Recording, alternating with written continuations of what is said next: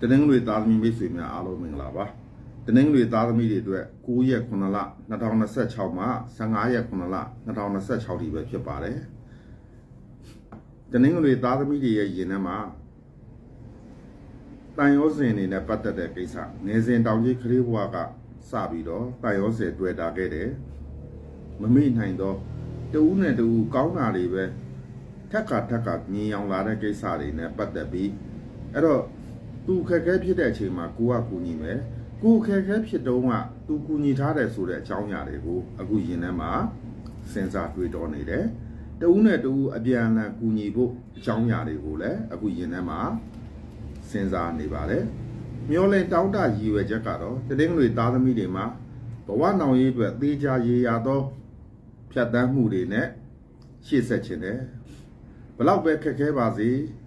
ငါကြကြနာနာကျော်လွှားနိုင်အောင်မြင်အောင်လုပ်ဖို့အဆင်ပြေအောင်လုပ်ဖို့ကိုဒါကိုယ့်ရဲ့ယင်ထဲမှာမျောလင်းတောင်းတနေပါတယ်စိတ်တူတာတွေအဆင်မပြေတာတွေကိုမေ့ပြီးတော့အကောင်းဆုံးဖြစ်အောင်ရှေ့ဆက်နိုင်အောင်ကြိုးစားဖို့ကိုမျောလင်းတောင်းတနေပါတယ်မမျောလင်းမဲ့တနင်္ဂနွေသားသမီးတွေမှာဘယ်လိုဟာမိုးကြုံမလဲဆိုလို့ရှင်တော့အဆက်စရဲ့အောင်မြင်မှုတရဘူးဆောင်းရပါလိမ့်မယ်ခရီးနဲ့ပတ်သက်တာတွေအဆက်အသွယ်နဲ့ပတ်သက်တာတွေအဲ့ဒါလို့ကိစ္စမျိုးတွေနဲ့ပတ်သက်လို့ရှိရင်ဒီချိန်မှာအောင်မြင်တတ်တယ်အဆက်အသွယ်ကောင်းတွေရတတ်တယ်အနောက်ရှက်မျိုးစုံမြည်သည့်ကိစ္စပဲရှိကိုယ့်ဘက်ကအနိုင်ရရှိမယ်ကိုယ့်ဘက်ကအဆအရာကံကောင်းမှုတွေကြုံပါလိမ့်မယ်ဗျာစိတ်ညစ်စရာပူပင်တော့ကအနေနဲ့ကတော့ယောက်ျားနောက်ရှက်မိန်းမနောက်ရှက်ကြုံတဲ့ကိစ္စစာရွက်စာတမ်းစာချုပ်စာတမ်းပညာရေးနဲ့ပတ်သက်တဲ့ကိစ္စအဲ့ဒါလို့ဟာမျိုးတွေနဲ့ပတ်သက်ပြီးကို့မှာစိတ်ညစ်စရာတွေပူပင်စရာတွေဖြစ်နေရတတ်ပါတယ်အဲ့တော့နောက်ထပ်9ရက်အတွင်းမှာပဲအဲ့ဒီကိစ္စတွေအားလုံးပြည်လည်ကောင်းမွန်သွားပါလိမ့်မယ်ငယ်ရွယ်တဲ့တနင်္ဂနွေသားသမီးများရဲ့ကန်ဆာတာမှာဆိုလို့ရှင်တော့မိသားစုအတွက်ကိုပဲဦးစားပေးပြီးတော့ဆုံးဖြတ်ရမှာမိသားစုကိုဦးစားပေးရမယ်အကြောင်းအရာတွေဒီကာလအတွင်းမှာတနင်္ဂနွေသားသမီးတွေမှာကြုံတွေ့ရတတ်ပါတယ်စီးပွားရေးနဲ့ပတ်သက်ပြီးဘဝရည်တည်မှုပညာရေးနဲ့ပတ်သက်လို့ရှင်လည်းကောင်းသောပြောင်းလဲခြင်းတိုးတက်ခြင်းအောင်မြင်ခြင်းတွေဒီကာလနဲ့စတင်ပြီးတော့ကြုံတွေ့ပါလိမ့်မယ်လို့ဖော်ပြနေပါတယ်အိမ်အောင်ရှင်တနင်္ဂနွေသားသမီးမိတ်ဆွေများဖို့ကတော့တဦးနဲ့တူခိုက်ရန်ဒေါသမပြေလည်မှုတွေမစင်မကျင်အော်ကြီးဟစ်ကျဲစိတ်တူစရာတွေအဲ့ဒါလိုဟာမျိုးတွေဇက်တိုက်ဆိုလိုပဲကြုံတွေ့ရတတ်ပါတယ်အဲ့တော့သူ့ဘက်ကလည်းမလျှော့သလိုကိုယ့်ဘက်ကလည်းမလျှော့ဘူးသူ့အမားကြီးပဲပြောမိသလိုသူကလည်းကိုယ့်အမားကြီးပဲပြောမိတာမျိုးအဲ့ဒါလိုဟာမျိုးဖြစ်တတ်တယ်အဲ့တော့လူဆိုတာအမားမကင်းနိုင်ဘူးမှားမှန်သိရင်ကိုပြင်တစ်ဖက်လူကိုသွားပြင်ပါလို့သွားမပြောနဲ့အရင်ဆုံးကိုယ့်ဘက်ကနေပြီးတော့အကောင်းဆုံးဖြစ်အောင်ကြိုးစားပေးဖို့အရေးကြီးပါတယ်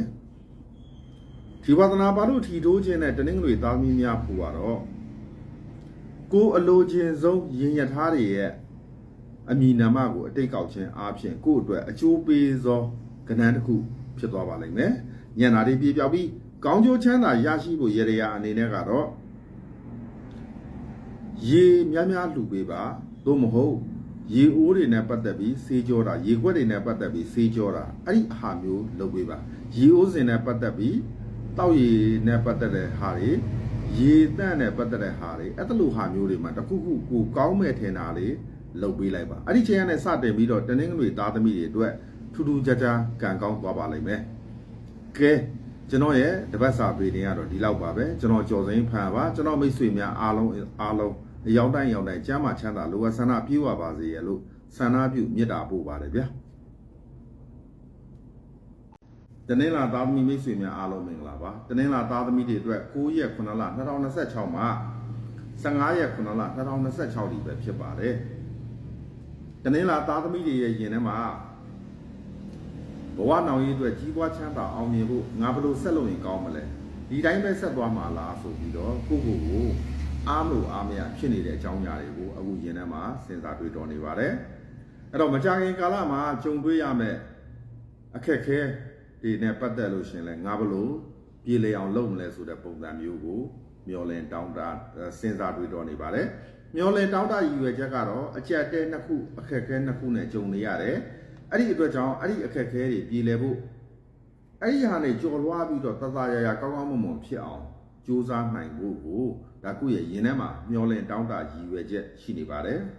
မမျော်လင့်မဲ့တနင်္လာသားသမီးတွေဘယ်လိုဟာမျိုးကြုံမလဲ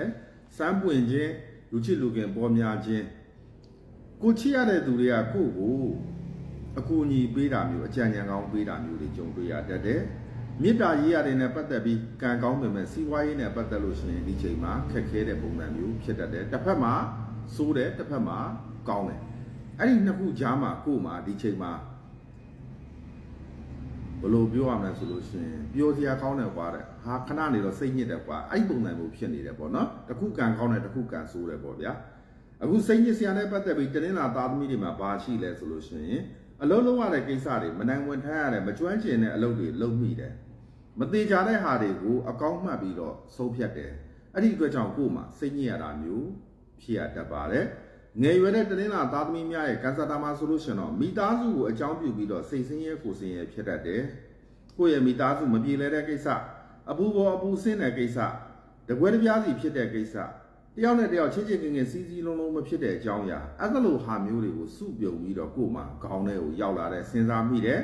အဲ့ဒီအတွက်ကြောင့်ငါလည်းသူတို့လိုဖြစ်ရင်ဒုက္ခပဲဆိုတဲ့ပုံစံမျိုးတွေနဲ့ကိုယ်မှာရတဲ့မအေးပဲနဲ့ပူပင်တောကများနေရတာမျိုးဖြစ်တတ်တယ်ပညာရေးနဲ့ပတ်သက်ပြီးအောင်မြင်မှုနဲ့ပတ်သက်လို့ဆိုရင်တော့ငယ်ရွယ်တဲ့သူများဖို့ကတော့ဒီကာလအတွင်းမှာစိတ်ညစ်စရာဒုက္ခတွေနဲ့ကြုံတွေ့ရတတ်တယ်ကိုဖြစ်ချင်တာတစ်မျိုးဖြစ်လာတာတစ်မျိုးအဆိုးတွေနဲ့တောက်လျှောက်ရင်ဆိုင်ရတာမျိုးဖြစ်ရတတ်ပါတယ်ချစ်ချင်းမြတ်တာနဲ့ပတ်သက်လို့ရတဲ့ဒီချိန်မှာကံကောင်းလဲကောင်းတယ်ကောင်းလဲမကောင်းဘူးဆိုတဲ့ပုံစံမျိုးနှစ်မျိုးနှစ်စားလာတတ်ပါတယ်စိတ်တိုင်းမကြစရာလို့သူကပြတာပေါ့နော်အိမ်အောင်ရှင်တနင်္လာသားသမီးများဖို့ကတော့ဒေါသထွက်စရာစိတ်တူစရာတွေကြုံတွေ့ရတတ်တယ်ရင်ထဲမှာတနှုတ်နှုတ်ခံစားရတာမျိုးကြိတ်မနိုင်ခဲမရသည့်အထိပြောမိဆိုမိတာမျိုးအဲ့လိုအကြောင်းအရာမျိုးတွေဖြစ်တတ်တယ်ကြုံတတ်တယ်လို့ပြထားပါတယ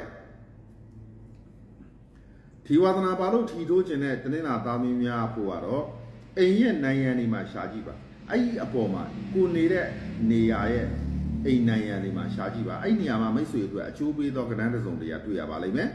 ညံတာတွေပြေပြောက်ပြီးခေါင်းကျိုးချမ်းသာရရှိဖို့ရရအနေနဲ့ကတော့ခလေးတငယ်များကိုလက်ဆောင်ပေးခြင်းကစားစရာဝယ်ပေးခြင်းအပြင်အညံ့တွေအားလုံးပြေပြောက်ကောင်းမွန်သွားပါလိမ့်မယ်လို့ပြောရင်းကျွန်တော်ရဲ့တပတ်စာပေတွေဒီမှာပဲညီကုန်းချုပ်ပြရစီကျွန်တော်ကျော်စင်းခံပါကျွန်တော်မိတ်ဆွေများရောက်တိုင်းချမ်းသာချမ်းသာလိုအပ်ဆန္ဒပြေဝပါစေဗျာအင်္ဂါသားသမီးမိတ်ဆွေများအားလုံးမင်္ဂလာပါအင်္ဂါသားသမီးတွေအတွက်9ရက်9လ2026မှာ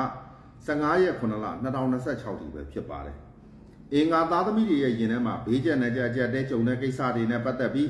းငါဘလို့လုပ်ရင်ကောင်းမလဲဘလို့ကြိုးစားရင်ကောင်းမလဲဘလို့လွတ်မြောက်အောင်လုပ်မလဲဘလို့ပြည်လည်အောင်လုပ်ရင်ကောင်းမလဲဆိုတဲ့အကြောင်းအရာတွေကိုအခုယင်ထဲမှာစဉ်းစားတွေးတော်နေပါတယ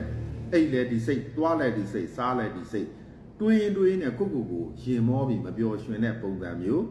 မလန့်ဆန်းတဲ့ပုံစံမျိုးအဲ့လိုဟာမျိုးတွေအကုန်လုံးစုပြုံခံစားနေရတဲ့အကြောင်းအရာကိုအခုယင်ထဲမှာစဉ်းစားတွေးတော်နေတယ်မျောလဲတောင်းတရည်ရွယ်ချက်ကတော့အဝေးတနေရာနဲ့ပတ်သက်ပြီးအောင်မြင်အောင်လုပ်ဖို့လက်ရှိနေရာကိုစွန့်ခွာပြီးတော့ဒီတဲ့ကောင်းတဲ့နေရာကိုခြေဆက်နိုင်ဖို့သွားလာဖို့ရက်တီဖို့အလုပ်လုပ်ဖို့အခြေချဖို့စသည်အားဖြင့်အဲ့လိုဟာမျိုးတွေအင်္ဂါသားသမီးတွေမှာမျောလင့်တောင်းတနေပါတယ်မမျောလင့်မဲ့ဘယ်လိုဟာမျိုးကြုံမလဲစမ်းပွင့်ခြင်းကျမ်းမာရေးကောင်းခြင်းအဲ့လိုဟာမျိုးတွေကြုံမယ်နောက်တစ်ခုကအဆက်အသွယ်နဲ့ပတ်သက်လို့ရှိရင်လည်းမကြခင်မှာအဆက်အသွယ်ကောင်းတွေရရှိလာလိမ့်မယ်လို့ပြထားပါတယ်စိတ်ညစ်စရာအနေနဲ့ကတော့အောင်မြင်အောင်ကြိုးစားခြင်းနဲ့ကိုလုပ်တဲ့လုပ်ငန်းရည်ရွယ်ချက်ကြီးမားမားထားတဲ့ကိစ္စတွေကလောလောဆယ်မှာကိုတယောက်တည်းပဲရှိရယုံရတယ်နောက်ကဘယ်သူမှပါမလာဘူးအဲ့ဒီအတွက်ကြောင့်ကို့မှာစိတ်ညစ်မှုတွေဖြစ်နေရတတ်တယ်ငါကတော့ရှိရတဲ့ကြိုးစားလို့သူတို့ကတော့နောက်ကအဲ့လိုအဲ့ပုံစံမျိုးဖြစ်နေတတ်တယ်အဲ့ဒီအတွက်ကြောင့်စိတ်ညစ်ရတာပေါ့လောကကြီးမှာကိုတယောက်တည်းကောင်းလို့မရဘူးလေကိုမိသားစုကလည်းနောက်ကနေကိုကိုပံ့ပိုးပေးမှဘေးပတ်ဝန်းကျင်ဆိုတာလည်းလိုတယ်လေနော်အဲ့တော့အဖွဲ့အစည်းတစ်ခုခုဆိုလို့ရှိရင်လည်းကိုတယောက်တည်းဂျွန်ကြိုးစားလို့မှမရတာနော်ဟာလားစကားပုံတစ်ခုရှိတယ်ဗာလဲတယောက်တည်းတိုက်လို့ရတာဆိုတော့ဘာလည်းပဲရှိတယ်အဲ့ပုံစံမျိုးဖြစ်နေတယ်နော်ကဲအဲ့ဒါတွေထားတော့အဲ့ဒီအတွက်ကြောင့်ကို့မှာစိတ်ညစ်နေရတတ်ပါတယ်ငယ်ရွယ်တဲ့အင်္ဂါသားမီးများဖို့ကတော့ကိုတတလုံးဖုံးကွယ်ထားတဲ့ကိစ္စလှုပ်ဝက်ထားတဲ့ကိစ္စတွေဘူးပေါ်သလိုပေါ်မှာစိုးရိမ်မှုတွေဖြစ်နေရတတ်တယ် ကိုမြစ်တာထားသလောက်ကို့အပေါ်ကိုမြစ်တာမထားတာမျိုးအထင်သေးစွာနဲ့ကို့ဆက်ဆံတာမျိုးတွေခံရတတ်ပါတယ်အောင်မြင်မှုနဲ့ပတ်သက်လို့ရှင်တော့ကိုယ်ပိုင်လုပ်ငန်းနဲ့ပတ်သက်ပြီးဒီချိန်မှာအခြေချမိတာလောက်ကင်မိတာအစပြိုးမိတာအဲ့ဒီကနေစတင်ပြီးတော့ဘဝမှာအောင်မြင်မှုကြီးမားမားပန်းတိုင်ရောက်ပြီးအထိအောင်မြင်အောင်ကြိုးစားနိုင်ပါလိမ့်မယ်ဗျာအိမ်အောင်ရှင်မိတ်ဆွေများအဖို့ကတော့ကိုယ့်ရဲ့မျှော်လင့်ချက်ရည်ရွယ်ချက်တွေရင်းရင်တိမ်းဆောင်လွဲချော်သွားတယ်မျှော်လင့်တာတစ်မျိုးဖြစ်ချင်တာတစ်မျိုးအဲ့ပုံစံမျိုးတွေနဲ့ကို့မှာဒေါသပဲထွက်ရတော့မလို့စိတ်ပဲတူရတော့မလို့ကိုပဲအပြစ်တင်ရတော့မလို့တစ်ဖက်လူကိုပဲအပြစ်ပြောရတော့မလို့အဲ့တော့ဟိုလိုဒီလိုမမဆောင်ပုံစံလိုဖြစ်နေရတတ်ပါတယ်ဒါကအိမ်အောင်ရေးနဲ့ပတ်သက်တဲ့ကိစ္စထီဝါသနာပါလို့ထီလို့ခြင်းနဲ့အင်္ဂါသားသမီးများဖို့ကတော့ထိုင်ကုန်လေးရဲ့အနီးနားမှာရှာကြည့်ပါညနာတွေပြေပြပြီးကောင်းကျိုးချမ်းသာရရှိဖို့ရရအနေနဲ့ကတော့ကိုယ့်အိမ်မှာရှိသောအိမ်အဟောင်းအိုးအဟောင်းစာဒီအားဖြင့်အဲ့လိုဟာမျိုးမှာအင်္ဂါသားသမီးဘသူနာမည်ရေးမယ်ရေးပြီးတော့ငါမှရှိသောအညံ့တွေအားလုံးဒီအိတ်နဲ့တူတခါတည်းပါသွားစေဒီချိန်ကနေစတင်ပြီးအင်္ဂါသားသမီးနာမည်ဘသူကံကောင်းစေဆိုပြီးတော့အဲ့တိုင်းရေးပြီးတော့အဲ့ဒါကိုရေမျောမယ်အမိုက်ပုံပြစ်မယ်အဲ့လိုလှုပ်လိုက်ခြင်းအားဖြင့်၄ရက်အတွင်းမှာစိတ်ညစ်စရာတွေပူပင်တော့ကတွေအကုန်လုံးငြင်းအေးပြီးတော့အံ့ဩလောက်အောင်ကိုထူးခြားပြောင်းလဲမှုတွေကြုံပါလိမ့်မယ်လို့ပြောရင်ကျွန်တော်ရဲ့တပတ်စာပေးရင်ဟောပြောမှုဒီမှာပဲညီကုန်းချုပ်ပြရစီကျွန်တော်ကျော်စိန်ဖန်ပါဗုဒ္ဓဘုသားသမီးမိတ်ဆွေများအားလုံးမင်္ဂလာပါဗုဒ္ဓဘုသားသမီးတွေအတွက်9ရက်9လ2026မှာ15ရက်9လ2026ဒီပဲဖြစ်ပါတယ်ဗုဒ္ဓဘုသားသမီးတွေရဲ့ယင်ထဲမှာလက်ရှိနေရာကိုစွန့်ခွာပြီးတော့ငါလှုပ်ချင်တာလှုပ်မယ်အေးချမ်းအောင်လှုပ်မယ်အာကုသိုလ်ကုသိုလ်ငါသိပြီအာကုသိုလ်ဖြစ်မဲ့အလုပ်တွေငါရှောင်မယ်အဲ့တော့အကျိုးမရှိတဲ့ဟာတွေငါမလုပ်ဘူးငါလည်းအကျိုးမရှိဘူးသူတို့လည်းအကျိုးမရှိဘူးဘယ်သူမှအကျိုးမရှိတဲ့ဟာတွေငါဘာလို့အချိန်ကုန်ခံပြီးလုပ်နေတော့မှာလဲဆိုတဲ့ပုံစံမျိုးတွေအခုရင်ထဲမှာစဉ်းစားတွေးတော့နေပါတယ်မျောလဲတောင်းတရည်ရွယ်ချက်ကတော့အကြောင်းအမျိုးမျိုးကြောင့်ကွဲကွာခဲ့တဲ့လူတွေနဲ့ပြန်လဲဆုံတွေ့ဖို့ရက်ဆိုင်ထားတဲ့အလုပ်တွေနောက်တစ်ကြော့ပြန်လဲစူးစမ်းဖို့အဲ့ဒါလိုအခွင့်အရေးကောင်းတွေရရှိလာတတ်တယ်ဒါပေမဲ့ငါလှုပ်ချင်မှဖြစ်မှာလေဆိုတဲ့ပုံစံမျိုးဖြစ်တတ်ပါတယ်ကျမ်းမာရေးနဲ့ပတ်သက်လို့ကတော့တကူလုံးညောင်းညာကြိုက်ခဲ့တဲ့ယောဂမျိုးလောက်ပဲဖြစ်တတ်တယ်အဲ့ဒီယောဂတွေရဲ့သက်တာခြင်းနဲ့အခုကို့မှာကျမ်းမာရေးနဲ့ပတ်သက်ပြီးသူများနဲ့မတူအောင်တောင်းမြည်ဖြစ်ခြင်းနဲ့တန်ဆွမ်းခြင်းနဲ့ကျမ်းမာခြင်းနဲ့ဆိုတဲ့ပုံစံမျိုးမျှော်လင့်တောင်းတနေပါတယ်မမျှော်လင့်ပဲဘယ်လိုဟာမို့ကြုံမလဲဆိုလို့ရှင်တော့ကိုတယောက်တည်းပဲကြိတ်ပြီးတော့စူးစမ်းတာမျိုးအဲ့တော့ဘယ်သူမှကို့နောက်ကမပါတာမျိုးအဲ့လိုဟာမျိုးတွေထိတ်တိုက်ကြုံတွေ့ရတတ်တယ်ဖြစ်ရတတ်တယ်လို့သူကပြထားပါတယ်အဲ့တော့ဗုဒ္ဓဘုသားသမီးတွေမှာစိတ်ညစ်စရာနဲ့ပတ်သက်ပြီးဘာတွေရှိလဲလက်ရှိနေရာမှာနေရတဲ့ဟာတွေဒီစိတ်အနှောက်အယှက်ဖြစ်စရာတွေကြုံတွေ့ရတတ်တယ်အဲ့ဒီအတွက်ကြောင့်ဗုဒ္ဓဘုသားသမီးတွေမှာသူများကိုလည်းဖွင့်ဟပြီးတော့မပြောရဲဘူးပြောလို့လည်းမဖြစ်ဘူးဘာကြောင့်လဲဆိုလို့ရှိရင်ကောက်ချစ်ဆင်းလဲရုပ်မာတဲ့အနီးနားပတ်ဝန်းကျင်ကြောင့်ကိုယ်မှာစိတ်ဒုက္ခဖြစ်စရာတွေကြုံတွေ့ရတတ်ပါတယ်ဒါကဗုဒ္ဓဘုသားသမီးတွေမှာစိတ်ညစ်စရာနဲ့ပတ်သက်ပြီးလက်ရှိနေထိုင်သောပတ်ဝန်းကျင်ကြောင့်ကိုယ်မှာအဆင်မပြေမှုဖြစ်တတ်ပါတယ်အဲ့တော့ခေါင်းနဲ့မထင်နဲ့အကျိုးရှိတာပဲတွေးအကျိုးမရှိတာမတွေးနဲ့သူတို့မှသူတို့လုပ်တဲ့ကိစ္စနော်သူ့ကိုယ်သူတော်မရှက်လို့လုပ်တာအဲ့တော့ကိုကဘာကိစ္စတွေးပြီးတော့ပူနေမှာတော့နော်ငယ်ရွယ်တဲ့ဗုဒ္ဓဘုသားသမီးများရဲ့ကံစားတာမှာဆိုလို့ရှင်တော့ကိုချစ်ရတဲ့သူနဲ့ပတ်သက်ပြီးမချင်မချမ်းဖြစ်တဲ့ဝမ်းနည်းစရာကြုံတွေ့ရတတ်တဲ့စိတ်ထိခိုက်ဆရာတွေဇက်တိုက်ဆိုလိုပဲကြုံတွေ့ရတတ်ပါတယ်ကိုကတော့သူ့ကိုအကုန်လုံးခွင့်လွတ်တယ်သူကတော့ကိုကိုဘာမို့တဲ့ကိစ္စလေးနဲ့ပြဿနာခဏရှာတဲ့အတွက်ကြောင့်ကိုမှပျော်ရွှင်ရမလားလို့ဖန်တီးတာကစိတ်ညစ်စရာတွေငိုစရာတွေလွမ်းစရာတွေဝမ်းနည်းစရာတွေဖြစ်သွားတာမျိုးကြုံတွေ့ရတတ်ပါတယ်အိမ်အောင်ရှင်ဗုဒ္ဓဘုသားသမီးများဖို့ကတော့ကံကောင်းပြီးကောင်းခြင်းဆိုတဲ့ဟာမျိုးကြုံမယ်ပတ်စံတွေအများကြီးဝင်တတ်တယ်ငွေကြီးလုံးကြီးခဲကြီးနဲ့ပတ်သက်ပြီးသူ့မတူအောင်ဒီကာလအတွင်းမှာကံကောင်းတာမျိုးကြုံတွေ့ရပါလိမ့်မယ်ကိုယ့်ရဲ့အိမ်အောင်ဘက်ကြောင့်လည်းကံကောင်းမယ်ကိုယ့်ရဲ့အတွေးခေါ်ကြောင့်လည်းကံကောင်းခြင်းတွေကြုံပါလိမ့်မယ်အောင်မြင်ခြင်းတွေရရှိပါလိမ့်မယ်လေဗျာဒီဝါသနာပါလို့ထီထိုးခြင်းနဲ့မိတ်ဆွေများဖို့ကတော့ဉာဏ်ဉာဏ်သွေးမပြေဝတော့အုံနှောက်မကောင်းသောအယူများ၏စကားများကိုအတိတ်ပဲကောက်ခြင်းနမိတ်ကောက်ခြင်းအားဖြင့်ကိုယ့်အတွက်အကျိုးပေးသောကဏ္ဍတစ်စုံတရာဖြစ်သွားပါလိမ့်မယ်တဲ့ဗျာညနာတွေပြေပြောပြီးကောင်းကျိုးချမ်းသာရရှိဖို့ရရအနေနဲ့ကတော့ခလေးတွေလိုချင်သောအရာမှန်သမျှဖန်တီးပေးလိုက်ပါခလေးတွေကိုပျော်ရွှင်အောင်ထားပါရည်စရာဖြစ်အောင်လုပ်ပါ ပျော်ရွှင်အောင်ဖန်တီးပေးပါသူတို့လိုချင်တာလေးတွေတက်နိုင်သမျှကိုယ့်ဘက်ကအကျိုးအကြောင်းစီလျော်စွာပြောတင်တာပြောချော့တင်တာချော့ပေးတင်တာပေးလှုပ်တင်တာလှုပ်ခလေးအတွက်ဘာမှအန္တရာယ်မရှိဘူးဆိုရင်တော့ပေးပါခလေးအတွက်ကျမ်းမာရေးထိခိုက်မယ်အန္တရာယ်တစ်ခုခုဖြစ်မဲ့ဟာမျိုးမပေးပါနဲ့လို့အကြံပေးပြရစေကဲဒီလောက်ပါပဲကျွန်တော်ရဲ့တပတ်စာပေးနေဟောပြောမှုဒီမှာပဲညီကုန်းချုပ်ပါပြီကျွန်တော်ရဲ့မိတ်ဆွေဘုလူသားသမီးရောက်တိုင်းကျမ်းမာချမ်းသာလိုအပ်ဆန္ဒပြေဝပါစေလို့ဆန္ဒပြုမေတ္တာပို့ပါတယ်ကျွန်တော်ကြော်စဟိအားပဲဖြစ်ပါတယ်ဗျာဇာတာပရိသားသမီးမိတ်ဆွေများအားလုံးမင်္ဂလာပါဇာတာပရိသားသမီးတွေအတွက်9ရက်9လ2026မှာ15ရက်9လ2026ထိပဲဖြစ်ပါတယ်ဇာတာပရိသားသမီးတွေရဲ့ယင်ထဲမှာကိုယ်ဒုက္ခပေးတဲ့လူကိုတနှုံနှုံနဲ့ခံစားရတယ်အဲ့ဒီအတွက်ကြောင့်ကလပ်စားချေခြင်းနဲ့ဆိုတဲ့အကြောင်းအရာတွေကိုအခုယင်ထဲမှာစဉ်းစားတွေးတောနေတယ်အဲ့တော့ကိုလှုပ်เสียတာမလိုပါဘူးသူ့ကိစ္စနဲ့သူသွားပါလိမ့်မယ်မျောလင်တောင်းတရည်ရွယ်ချက်ကတော့တလောကလုံးအံ့ဩသွားလောက်အောင်စူးစမ်းပြခြင်းနဲ့ဝိဇ္ဇာတွေသူတော်စင်တွေကုညီမဆလိုက်တယ်လို့မျိုးခုဘဝတစ်ခုလုံးကောင်းသောပြောင်းလဲခြင်းတိုးတက်ခြင်းအောင်မြင်ခြင်းရရှိအောင်အစွမ်းကုန်စူးစမ်းမယ်ဟဲ့ဆိုတဲ့ပုံစံမျိုးမျောလင်တောင်းတနေပါတယ်အဲ့တော့ဆူတောင်းစရာလည်းမလိုပါဘူးမျောလင့်စရာလည်းမလိုပါဘူးအလိုလို automatic ကိုသူကကံကောင်းခြင်းကိုရရှိပါလိမ့်မယ်အောင်မြင်ခြင်းဖြစ်ပေါ်လာပါလိမ့်မယ်မမျော်လင့်မဲ့ဘယ်လိုဟာမျိုးကြုံမလဲဆိုလို့ရှင်တော့မိတ်ဆွေအပေါင်းအသင်းကြားမှာသူများထက်ပိုပြီးတော့ကိုယ်မှာအောင်မြင်မှုတွေရရှိမယ်အစင်တန်းတွေမြင့်သွားမယ်အထင်သေးစရာတွေမဟုတ်ဘဲနဲ့ပျော်ပျော်ရွှင်ရွှင်တိုက်တိုက်ဝန်းဝန်းအဲ့လိုပုံစံမျိုးအဆင့်ထီအောင်ရရှိလာပါလိမ့်မယ်ကိုယ်နဲ့လုပ်ငန်းတွေတွဲလုပ်ချင်တာကိုယ်နဲ့ဆက်တူရှယ်ယာတွေပါချင်တာကိုသွားတဲ့ခရီးကိုလိုက်ချင်တာကိုဝစ်တဲ့အဝတ်ကိုဝစ်ချင်တာကိုစားတဲ့အစားအစာကိုအားကြတာကိုနေတဲ့ဘဝလေးကိုသူတို့ကအားကြခုံမင်းတဲ့ပုံစံမျိုးအထိဖြစ်လာတတ်ပါတယ်စိတ်ညစ်စရာအနေနဲ့ကတော့အဝေးတနေရာကိုအကြောင်းပြုပြီးတော့လက်ရှိနေရာမှာလုံးဝနေခြင်းစိတ်မရှိဘူး။ဘာကြောင့်လဲဆိုတော့ဒါတွေကြိုးဖြစ်မယ်ဆိုတာကြိုးသိတယ်။အဲ့ဒီအတွက်ကြောင့်ကြိုးစဉ်းစားပြီးသားကြိုးစဉ်းစားတဲ့အတိုင်းဖြစ်လာတယ်။အဲ့ဒီအတွက်ကြောင့်ကိုယ်မှာအစကလည်းကြိုးပြီးစိတ်ညစ်ရတယ်အခုလည်းညစ်ရတယ်ဆိုတဲ့ပုံစံမျိုးနည်းနည်းလေးတော့ရှိတတ်ပါတယ်။ငယ်ရွယ်တဲ့ကြာတာလေးသားသမီးတို့ရဲ့ကန်ဆာတာမှာဆိုလို့ရှင်တော့မိသားစုကိုအတိမပေးပဲလှုပ်တဲ့ပြဿနာတွေဒုက္ခတွေကြောင့်ကိုယ်မှာနောင်တတွေနဲ့စိတ်မကောင်းဖြစ်ရတာမျိုးဖြစ်တတ်တယ်ငါလောက်တာငါခံရမှာပေါ့ဆိုတဲ့ပုံစံမျိုးဖြစ်တတ်တယ်ယောက်ျားနောက်ဆက်မိန်းမနောက်ဆက်ကြုံတွေ့ရတတ်တယ်အဲ့ဒါကိုလည်းကိုထိန်းနေတယ်ထိန်းလို့လည်းမရဘူးကိုနှလုံးသားကိုမလွန်ဆန်ရဲတဲ့ပုံစံမျိုးဖြစ်တတ်ပါတယ်ဗျအဲ့တော့မှားမှန်းသိရင်ချက်ချင်းပြင်မှာမကောင်းမှန်းသိရင်ချက်ချင်းပြင်မှာတရက်တည်းမဟုတ်ဘူးတဘဝစာအတွက်ဖြစ်တဲ့အတွက်ကြောင့်ဒီစကားပြောရခြင်းဖြစ်ပါတယ်အိမ်အောင်ရှင်ကြာတာလေးသားသမီးများရဲ့ကန်ဆာတာမှာကန်ဆူရာတွေလာတတ်တဲ့သတိထားပါနေရာထိုင်ခင်းပြောင်းလဲတာတွေမလုပ်နဲ့လုပ်ရင်ပိုဆိုးမယ်အဲ့တော့ဒီကာလအတွင်းမှာအတွင်းလူဒုက္ခပေးတတ်တယ်အဲ့ဒါလေးတွေနည်းနည်းသတိထားပါဗျာ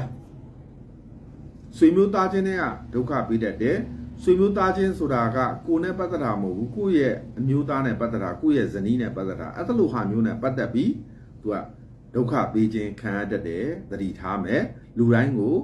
လွယ်မယုံနဲ့လွယ်ဘယ်လိုခေါ်မလဲဆိုလို့ရှိရင်ကိုယ့်ရင်ထဲမှာပဲထားစောင့်ကြည့်နော်အဲ့ဒါလေးအရေးကြီးပါလေကဲဖြီဝါသနာဘာလို့ထီထိုးခြင်းနဲ့မိတ်ဆွေများဖို့ကတော့အဝေးတနေရာမှာမင်္ဂလာကိစ္စအကြောင်းလေးတွေကြားလိုက်မယ်အဲ့ကြားလို့ရှိရင်သူတို့နှစ်ယောက်ရဲ့အမည်နာမကိုအတိတ်ကောက်ခြင်းအားဖြင့်ကိုယ့်အတွက်အကျိုးပေးသောကဏ္ဍတစ်စုံတရာဖြစ်သွားပါလိမ့်မယ်ညနာတွေပြပြပြီးကောင်းကျိုးချမ်းသာရရှိဖို့ရရအနေနဲ့ကတော့ကလေးများကိုစားစရာတစ်မျိုးမျိုးဝယ်ချမ်းပေးလိုက်ပါလက်ဆောင်ပေးခြင်းအားဖြင့်ကိုယ့်အတွက်အညံ့နေအားလုံးပြေပြောက်ကောင်းမွန်သွားပါလိမ့်မယ်လို့ပြောရင်ကြာတာပေးသားသမီးများအတွက်တပတ်စာပေးတယ်ဒီမှာပဲညီကုန်းချုပ်ပေးရစေကျွန်တော်ကျော်စိန်ဖန်ပါကျွန်တော်မိတ်ဆွေရောက်တိုင်းလူကဆန္ဒပြေဝပါစေ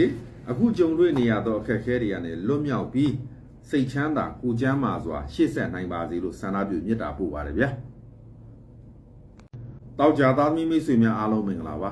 တောက်ကြသားသမီးတွေအတွက်9ရက်9လ2026မှာ15ရက်9လ2026ထိပဲဖြစ်ပါတယ်တောက်ကြသားသမီးတွေရဲ့ယင်ထဲမှာကိုယ့်ရဲ့မိတ်ဆွေအပေါင်းအသင်းအကြံဉာဏ်ပေးတဲ့အတိုင်းဆက်လုပ်ဖို့အရင်တော့ကိုယ့်ဘော်ကောင်းခဲ့တဲ့ကြီးခဲ့တဲ့လူတွေဆွေမျိုးအရင်ကြီးတော့မဟုတ်ဘူးနက်နက်လေးပေါ့နော်တဝင်းခွဲနှစ်ဝင်းခွဲအဲ့ဒါလို့စသည်အားဖြင့်အဲ့ဒါလို့ပုံကိုယ်တွေရဲ့ ကျေးဇူးတရားတွေရှိတယ်ဒီချိန်မှာငါဘလို့ပြန်ပြီးတော့ကျေးဇူးဆက်ရင်ကောင်းမလဲကုညီရင်ကောင်းမလဲဆိုတဲ့အကြောင်းအရာတွေကိုအခုရင်ထဲမှာစဉ်းစားတွေးတော့နေတယ်မျောလင်းတောင်းတရည်ရွယ်ချက်ကမိမိနှလုံးသားကိုမိမိရက်ဆက်စွာသတိပြည့်ခြင်းနဲ့မလုပ်တင်တာမလုပ်ဘူးအရှက်တကွဲကျိုးနဲ့ဖြစ်မဲ့ကိစ္စတွေငါရက်တန်းကရက်မယ်ဟဲ့ဆိုတဲ့ပုံစံမျိုးမျောလင်းတောင်းတနေတယ်ကိုယ့်ရဲ့ဂုဏ်သိက္ခာသူ့ရဲ့ဂုဏ်သိက္ခာနှစ်ဖက်အပြန်အလှန်ငဲ့ညာပြီးတော့ကိုယ်မှာထိမ့်သိမ်းရတာမျိုးဖြစ်တတ်တယ်ပြောတာဆိုတာအစအကုန်လုံးဒီကာလအတွင်းမှာမဖြစ်တင်တာမဖြစ်အောင်ထိမ့်သိမ်းမယ်စောင့်ရှောက်မယ်ကာကွယ်မယ်ဆိုတဲ့အကြောင်းအရာတွေကိုအခုမျှော်လင့်တောင်းတနေတယ်မမျှော်လင့်ပဲတောက်ကြသားသမီးများဘယ်လိုဟာမို့ကြုံမလဲမကြာခဏပြဿနာရှာလေးရှာတာရှိတော့ကြီးခဲ့တဲ့လူတယောက်တူတယောက်ကြောင့်ကိုယ်မှာပူပင်တော့ကဖြစ်ရတတ်တယ်ဘယ်ချိန်များဒီလူနဲ့ဆုံရင်ငါ့ကိုပြန်ဘယ်လိုများဒုက္ခပေးမလဲအေးသူဒုက္ခပေးလို့ကတော့ငါအကြောင်းသိမယ်ဆိုတဲ့ပုံစံမျိုးအဲ့လိုဟာမျိုးတွေဆုံးဖြတ်ချက်ချမိတာမျိုးဖြစ်တတ်တယ်အဲ့တော့စိတ်လက်မှန်မှာမလုံနဲ့စိတ်လက်မှန်မှာမပြောနဲ့အပူကကူးဆက်တယ်အနူကမကူးဘူးအဲ့ဒီအတွက်ကြောင့်ကိုယ်ရင်ထဲမှာအမြဲတမ်းအေးနေအောင်ကိုယ်နှလုံးသားထဲမှာအမြဲတမ်းငြိမ်းချမ်းနေအောင်တိဆောက်ပါလို့အကြံပေးပါရစေစိတ်ညစ်စရာအနေနဲ့ကတော့လက်ရှိနေရာနဲ့ပတ်သက်ပြီးပြုပြင်မှုမှန်ပြင်ဆင်မှုကိစ္စကိုယ့်ရဲ့ဘဝနောင်ရေးအတွက်ဝင်ဝင်နဲ့ပတ်သက်ပြီးအကျိုးအမြတ်နဲ့ပတ်သက်ပြီးအဲ့တော့ရေရှည်မှရပါမလားဆိုပြီးတော့ရေရှည်မှအဆင်ပြေပါမလားဆိုပြီးတွေးပြီးတော့ကိုယ်မှာစိတ်ညစ်ပူပန်မှုဖြစ်နေရတတ်တယ်ဒီချိန်ထိတော့ကောင်းနေသေးတယ်ရှေ့ဆက်ရမယ်ရပိုင်းတွေရှေ့ဆက်ရမယ်လတွေအတွက်ကိုပဲကိုယ်မှာတွေးပြီးပူပန်မှုဖြစ်နေရတတ်ပါတယ်အဲ့တော့အားလုံးအဆင်ပြေလိမ့်မယ်ဘာမှတွေးပြီးတော့စိတ်ညစ်မနေနဲ့စိတ်ချောက်ချမနေပါနဲ့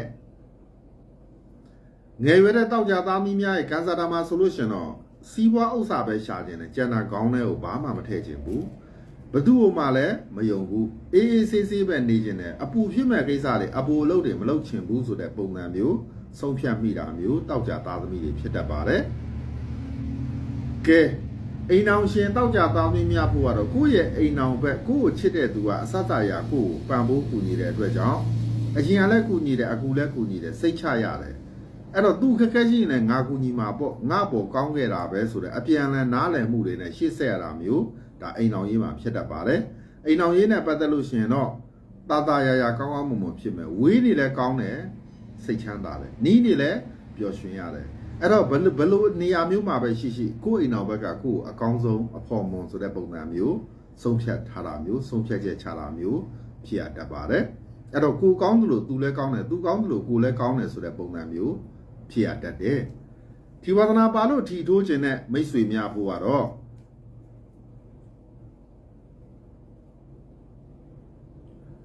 ပျက်စီးနေသောပြဲနေသောအင်ကြီးတွေရဲ့အနီးနားမှာရှားကြည့်ပါအဲ့ဒီနေရာမှာမိတ်ဆွေအတွက်အကျိုးပေးသောကဏ္ဍတစ်စုံတရာတွေ့ရပါလိမ့်မယ်ညံ့တာတွေပြေပြောက်ပြီးကောင်းကျိုးချမ်းသာရရှိဖို့ရရအနေနဲ့ကတော့အဝေးတနေရာသွားမဲ့သူကိုလမ်းစိတ်လှူခြင်းအားဖြင့်စားစိတ်လမ်းစိတ်အဲ့နှစ်မျိုးသလုံးလှူလိုက်ပါအဲ့ဒီချိန်ကနေစတင်ပြီးတော့တောက်ကြသားမိရောက်တိုင်းကံကောင်းအောင်မြင်ခြင်းအဖျားဖျားရရှိပါလိမ့်မယ်လို့ပြောရင်ကျွန်တော်ရဲ့တပတ်စာပေတွေဟောပြောမှု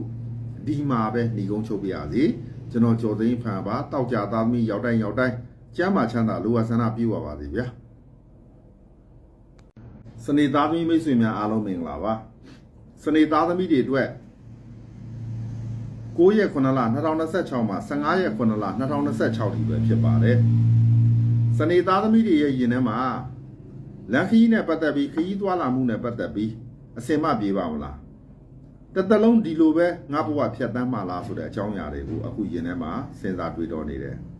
အဲ့တော့သေသေးချာချာစဉ်းစားပြီးမှလုပ်ပါသူများအတွက်နဲ့အချိန်မကုန်ပါနဲ့ကိုယ့်အတွက်လည်းနည်းနည်းလေးထည့်ပြီးတော့စဉ်းစားပေးပါစနေသားသမီးများမျောလင်တောင်းတရည်ရွယ်ချက်ကစနေသားသမီးတွေမှာတာယာချမ်းမြေပဲပျော်ရွှင်စရာကောင်းသောနေရာထိုင်ခင်းမိသားစုတွေဖြစ်ချင်တယ်အဲ့တော့ရေရှည်အတွက်ကောင်းသောပြောင်းလဲခြင်းတစ်ဖြည်းဖြည်းနဲ့တိုးတက်အောင်မြင်အောင်လုပ်မယ်ဆိုတဲ့ပုံစံမျိုးတွေပဲသူတို့ရင်ထဲမှာမျောလင်တောင်းတနေပါတယ်မမျောလင်ပဲစနေသားသမီးများဘယ်လိုဟာမျိုးကြုံမလဲအဝေးတနေရာနဲ့ပတ်သက်ပြီးသတင်းကောင်းဆက်သွယ်ကောင်းတွေရရှိမယ်လက်ရှိကိုလုတ်ကင်နေသောလုပ်ငန်းနဲ့ပတ်သက်ပြီးနှစ်မျိုးနှစ်ပုံကြံစီထားတဲ့လုတ်ကင်နေတယ်အဲ့အရာအလုံးဒီချိန်မှာကိုမျှော်မှန်းသလိုရည်မှန်းသလိုမဖြစ်ဘူး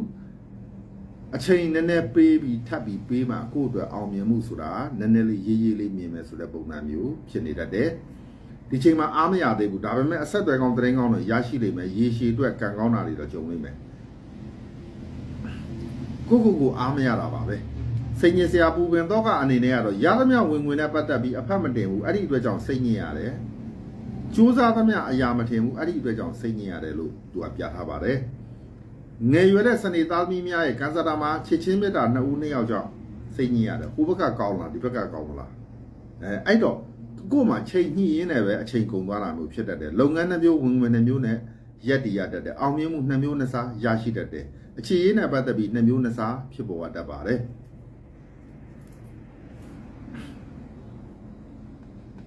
အိမ်အောင်ရှင်စနေသားသမီးများဖို့ကတော့ကိုလေးစားအားကြရသောယူသေးရသောဆရာသမားတို့တယောက်ကကိုညီမဆမှုကြောင့်အဆဆရာအဆင်ပြေအောင်မြင်မှုရရှိပါလိမ့်မယ်ညနာလေးပြပြပြီးကောင်းကျိုးချမ်းသာရရှိဖို့ရရအနေနဲ့ကတော့